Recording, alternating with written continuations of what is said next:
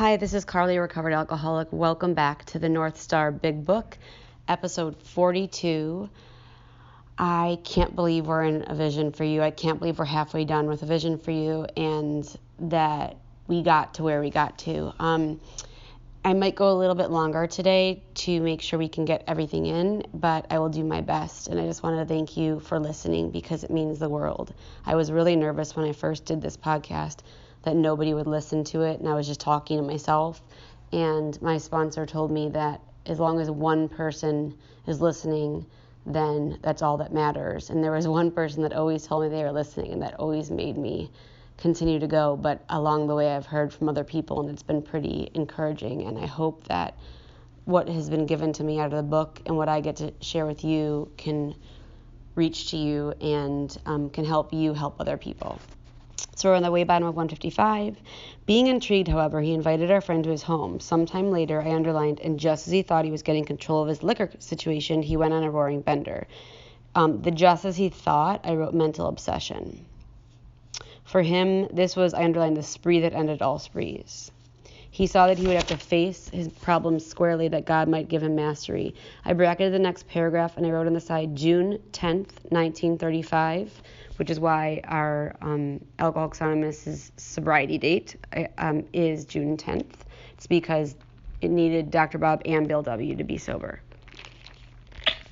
And I wrote, Dr. Bob does all 9 steps. One morning, he took the bull by the horns and set out to tell those he feared what his trouble had been. He found himself surprisingly well received and learned that many knew of his drinking. Stepping into his car, he made the rounds of people he had hurt. He trembled as he went about, for this might mean ruin, particularly to a person in his line of business. I wrote next to that, made amends. So he went out and literally drove to everyone's house in the area and made amends. At midnight, he came home exhausted but very happy. I underlined, he has not had a drink since. I wrote on the side, he took action. As we shall see, by he now means a great deal to his community, and the major liabilities of 30 years of hard drinking have been repaired in 4. And I circled the word 4 because it's showing that it didn't happen overnight or in a week or in a month. It took him 4 years to repair the damage, to do his amends. I underlined, but life was not easy for the 2 friends, and I wrote above that, promises, and I put a star next to that to remind me that life is not going to be easy. The book promises me my favorite promise on page 14 and 15, that if I don't enlarge and perfect my spiritual life through helping other people, I'm not going to survive the certain trials and low spots ahead. I underlined, plenty of difficulties presented themselves. I wrote on the side, have to continue 10, 11, and 12. 10, 11, and 12 is the only way. It's my life raft. Otherwise, I'm just treading water and eventually I'll just go under. I underlined, both saw that they must keep spiritually active. One day they called up the head nurse of a local hospital. They explained, I underlined, their need. And I wrote next to that, went looking for an alcoholic. So they actually knew they needed to help someone else, but they didn't have anyone to help. And we don't have that problem today. And inquired if she had a first-class alcoholic prospect. She replied, yes, we've got a corker. He'd just beaten up a couple of nurses. I wrote on the side, AA number 3. So this is AA number 3, Bill Dodson. This is the man on the bed that you see in pictures. Goes off his head completely when he's drinking, but he's a grand chap when he's sober, though he's been in here 8 times in the last 6 months. Understand he was once a well-known lawyer in town, but just now we've got him strapped down tight. Here was a prospect, all right, but by the description, none too promising. The use of spiritual principles in such cases was not so well understood as it is now. But one of the friends said, put him in a private room, we'll be down. I wrote on the top, no one has the right to stand in the way of another's relationship with God. No one has the right to stand in the way of another's relationship with God. And the reason why I have that there is because we were just talking about on the bottom that by the description, this person wasn't promising. So if they would have gone on that, they should have left him alone. And what we're saying here is that we don't want to get in the way of someone's relationship with God, even if we don't think someone's going to be able to get sober, because we don't know. We don't know what's best. And so that's really important to remember. Okay, so it says, 2 days later, a future fellow of Alcoholics Anonymous stared glassily at the strangers beside his bed. Who are you fellows and why this private room? I have always in a ward before, said one of the visitors. So this is Bill W. or Dr. Bob. I underlined, we're giving you a treatment for alcoholism. And next to that, I wrote the steps, and I wrote spiritual program of action. Can you imagine if they would have gone to that guy and they would have said, we need you to go to meetings and not drink? And he would have laughed at them and said, I'm not able to not drink. I can't do that. So they're giving him a treatment. These steps are what we did, and this is how we got sober, and that's what they offered. Hopelessness was written large on the man's face as he replied, oh, but that's no use. Nothing would fix me. I'm a goner. I underlined the last 3 times I got drunk on the way home from here. And I wrote above that, mental obsession. This person got drunk when they had no alcohol in their body, so they couldn't have craved it.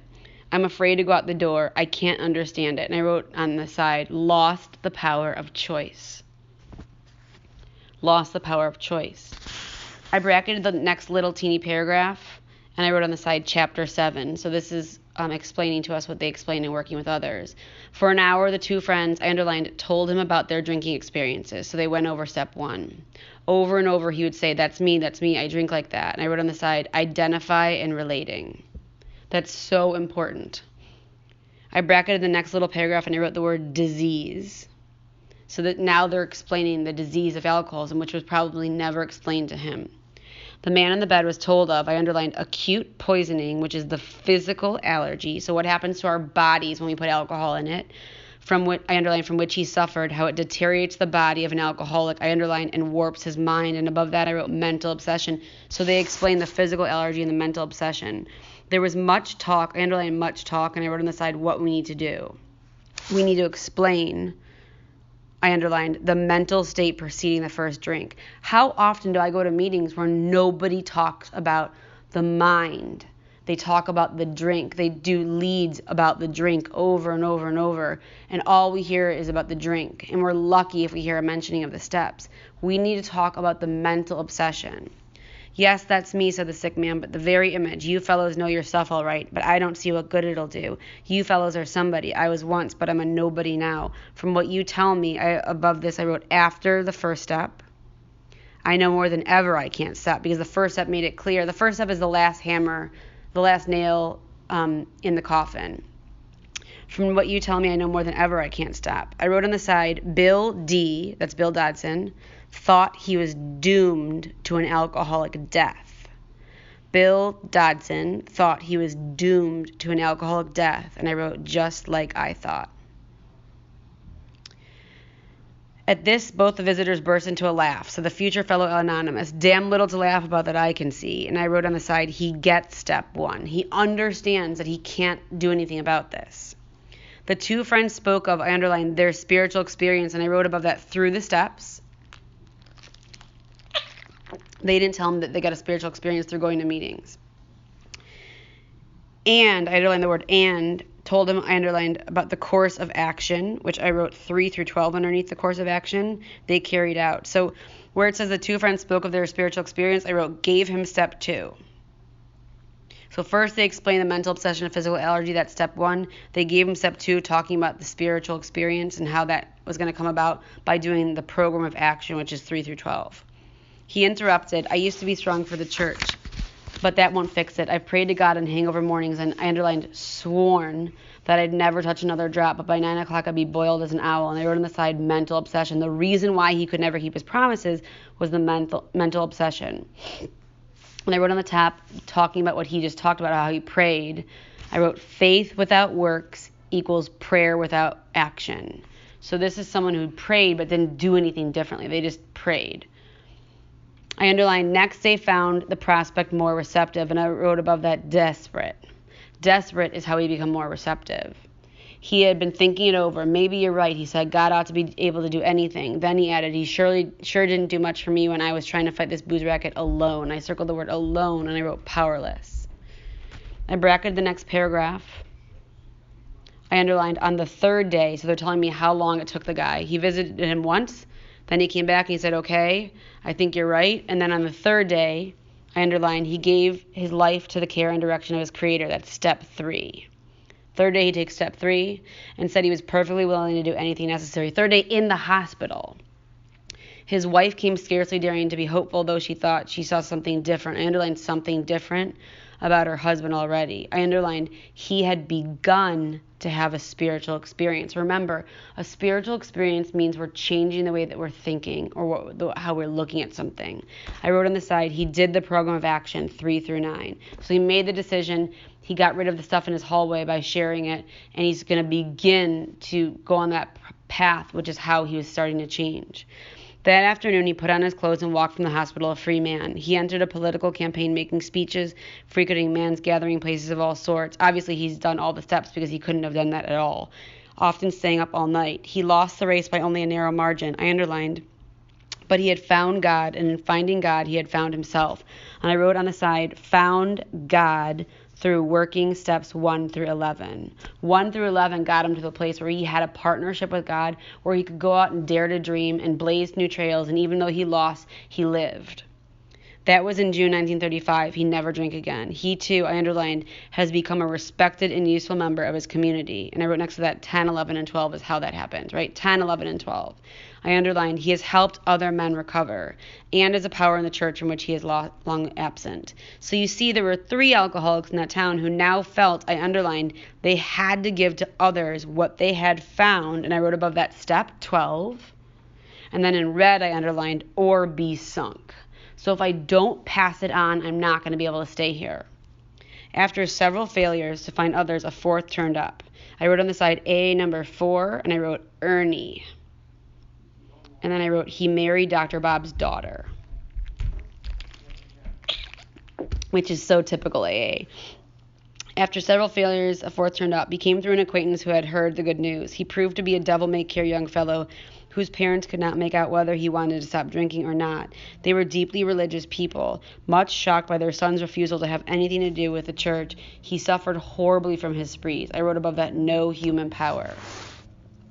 And then I underlined, but it seemed as if nothing could be done for him. And that's just the idea that it seemed that way, but that's actually not true. He consented, however, to go to the hospital, where he occupied the very room recently vacated by the lawyer. He had 3 visitors. After a bit, he said, I underlined, the way you fellows put this spiritual stuff makes sense. I wrote on the side, 12th stepped him. And then I wrote, ready and willing to do program of action. 12 steps. Ready and willing to do program of action, 12 steps. I'm ready to do business.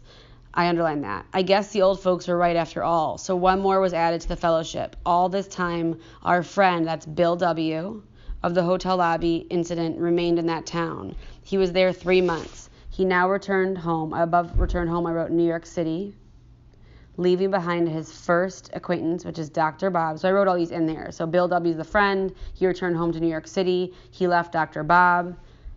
The lawyer, which is Bill D., and the devil-may-care chap, which is Ernie. So there's 4 members of AA.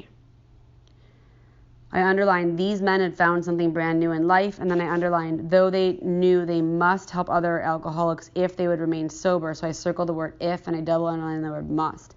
I wrote on the side, must. Only way to stay sober is helping others. I have to give it away to keep it. That motive became secondary. I underlined, it was transcended by the happiness they found in giving themselves for others. And I wrote on the side, do you want to live life in the 4th dimension or not? So we only get to the 4th dimension by doing 10, 11, and 12, and 12 means I need to go help somebody else. They shared their homes, their slender resources, and gladly devoted their spare hours to fellow sufferers. They were willing by day or night to place a new man in the hospital and visit him afterward. They grew in numbers. They experienced a few distressing failures, but in those cases they made an effort to bring the man's family into a spiritual way of living, thus relieving much worry and suffering. A year and 6 months later, these 3 had succeeded with 7 more, and I wrote on the side, taking others through the steps. They didn't have a book. They took them through the steps.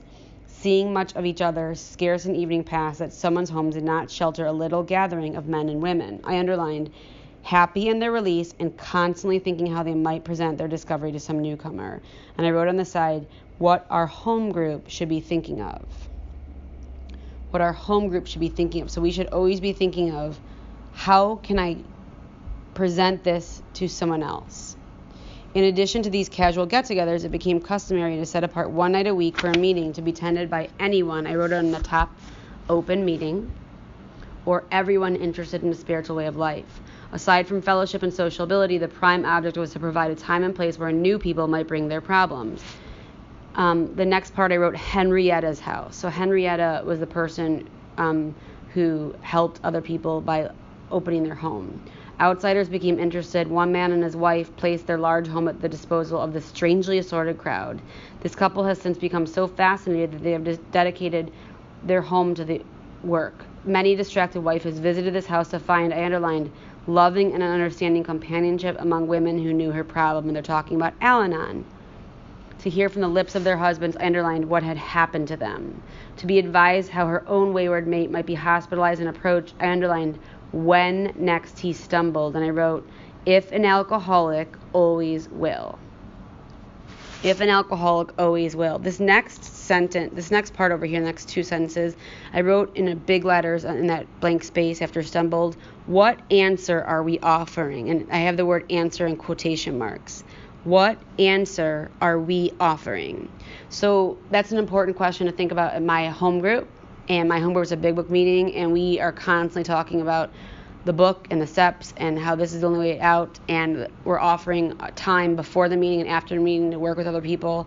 But I read this out loud usually before I begin my lead. When I begin my lead, I'll read this part. I underlined, many a man yet days from his hospital experience has stepped over the threshold of that home into freedom. So that's a promise. And then I underlined and put a star. Many an alcoholic who entered there came away with an answer, and I circled an answer. And I wrote on the side that the 12 steps will solve the alcoholic's mental obsession. That the 12 steps will solve the alcoholic's mental obsession. So it's a reminder to me when I read that my job, my obligation that night when I'm leading is to provide an answer, and that the answer better make it really clear that the steps is how I no longer feel the way I do or think the way I do. He succumbed to that gay crowd inside who laughed at their own misfortunes and understood his. Impressed by those who visited him at the hospital, he capitulated entirely when, later in an upper room of this house, he heard the story of some man whose experience closely tallied with his own. I underlined the rest of the paragraph. The expression on the faces of the women, that indefinable something in the eyes of the men, the stimulating and electric atmosphere of the place conspired to let him know that here was, I underlined, haven at last. And that's what it needs to be. It needs to be a place where people feel electrified and excited when they leave. We'd never want our home group to be a place that's gossipy and cliquey and doesn't welcome the newcomer and doesn't constantly talk about the solution. I wrote the next paragraph, model for home group. So we're getting a lot of good ideas about how we want to look as a home group. I underlined the very practical approach to his problems, the absence of intolerance of any kind, the informality, the genuine democracy, the uncanny understanding which these people had were irresistible. That's how I want to be in my home group. And I actually believe in our home group, which has been 6 years now, we do that. We offer that, and that's so important to me. He and his wife, I underlined, would leave elated by the thought of what they could now do for some stricken acquaintance and his family. Above that, I wrote, we need to walk away thinking of what we can do for others. We need to walk away thinking of what we can do for others. They knew they had a host of new friends. It seemed they had known these strangers always. They had seen miracles and one was to come to them. They had visioned the great reality, their loving and all-powerful creator. And I wrote next to that, through working 12 steps. Now this house will hardly accommodate its weekly visitors, for they number 60 or 80 as a rule. I underlined, alcoholics are being attracted from far and near. And I underlined the word attracted because that's what I want to do. I want to attract people by how we live and act. From surrounding towns, families drive long distances to be present. A community 30 miles away from Akron, and above that I wrote Cleveland, has 15 fellows of Alcoholics Anonymous. Being a large place, we think someday its fellowship will number many hundreds, which is funny because we have over 1,000 meetings a week in Cleveland, just in Cleveland. I underline, but life among Alcoholics Anonymous is more than attending gatherings and visiting hospitals.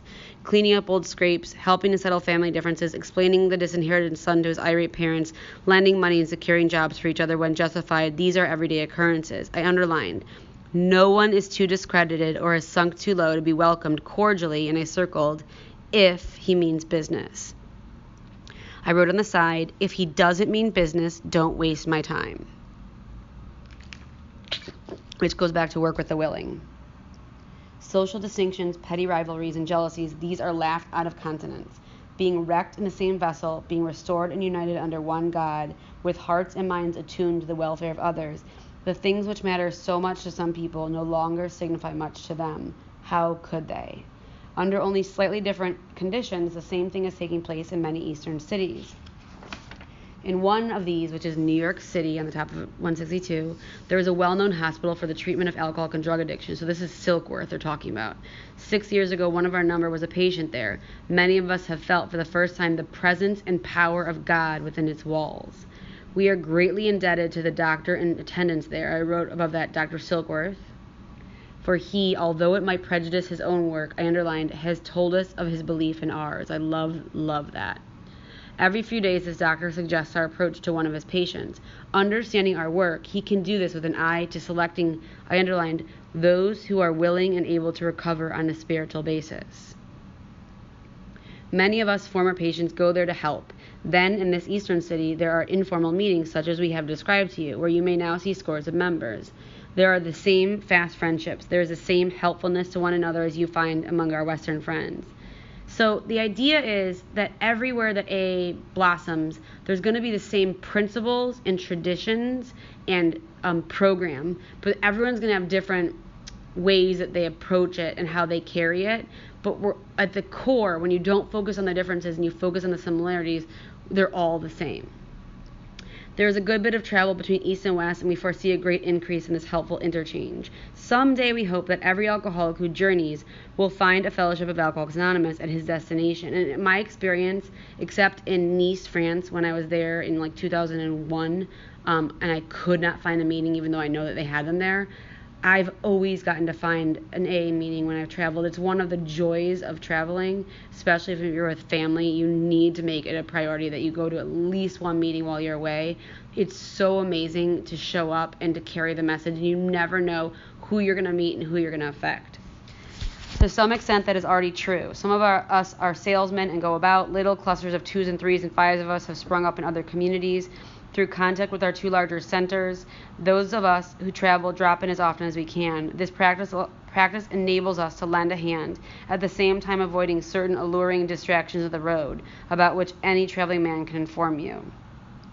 Thus we grow, and so can you, though you be but, I underlined, one man with this book in your hand, or woman, and I wrote above that, book contains directions and solution. Book contains direction and solution. So they're saying, even though you're just one person with a book in your hand, I underlined, we believe, that's the first 100 men and women are telling us this. They've never met us, but they believe if we use this book, we believe, and I underlined, and hope it contains all you will need to begin. And I wrote next to begin, spiritual journey. It's just a beginning. This is the skeleton of my spiritual program. I never let it go, and I add on to it. We know what you are thinking. You're saying to yourself, I'm jittery and alone, which is exactly how I felt when my sponsor would tell me to write notes in my book. I was like, why? And she'd be like, you're going to take girls for the book one day. And I would laugh at her. I was like, no one on earth is going to ask me for help. I couldn't do that. But you can. You forget that you have just now tapped, I underlined, a source of power much greater than yourself. And I wrote on the side, what we can do together with God is beyond what I can do alone. What we can do together with God is beyond what I can do alone. To duplicate with such backing what we have accomplished is only a matter of, I underline, willingness, patience, and labor. Always got the work. We know of an AA member who was living in a large community. The community they're talking about is Cleveland. He had lived there but a few weeks when he found that the place probably contained more alcoholics per square mile than any city in the country. This was only a few days ago at this writing, 1939. Actually, I think it might have been Pittsburgh. No, Philly, the brotherly love. I don't know. Fact check that and send me a message. This was only a few days ago. He got in touch with a prominent psychiatrist who had undertaken certain responsibilities for the mental health of the community. The doctor proved to be able to and exceedingly anxious to adopt any workable method of handling the situation. So he inquired, what did our friend have on the ball? Our friend proceeded to tell him.